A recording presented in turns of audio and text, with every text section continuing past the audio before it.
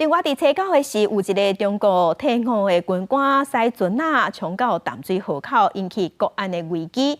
国安局长蔡明安昨时表示，真侪代志即马爱调查，包括伊的动机，也佮伊的背后敢有中国在使用。另外，行政院长邓英还是表示讲，政府会检讨，会加强国安设备，也佮防范措施。前中共海军艇长中国籍姓吴查某人顶日驶快艇浪入淡水河口，中间有50分钟的浪旁，海巡署无通报，行程真贵疏失，爆出国安空旁。国安局长蔡明安昨日表示，有真侪疑点爱厘清，针对当事人来台动机进行全面侦查。中国国台办表示，单纯是姓吴查某人个人行为，台湾无必要四国拢是兵，会对伊进行处罚。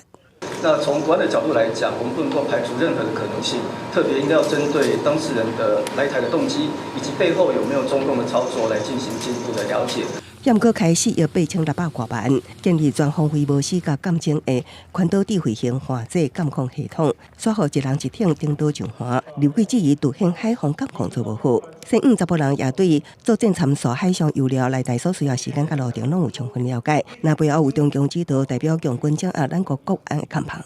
以海军的任务来说，其实他这个作战任务已经完全成功，很多都跟他们的陈述的内容有吻合性，所以我们就不禁要怀疑的，这是不是背后有一个比较有组织的、有系统的规划，透过水上载具来到我们外里岛或本岛的这个周边的水域或码头，来靠近我们的国境。为中共无人机浪金门岛团单到前强军驶快艇蔡明安分析，无排除是铺设地带侵扰。行政院长邓英台表示，后续会检讨各种必要加强国安设备、国安人员的防范措施。这2天发生的事件，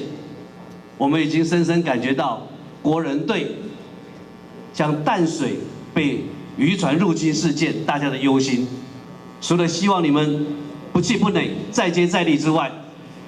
那这件事情也要向社会做明确的交代跟说明，责任要清楚，处置要明快。针对安怎保障国安看旁，蔡明安指出，加强情报部署甲通报机制，海巡署长刘忠良强调，部署好相关的方向对地通报，会进行检讨。记者综合报道。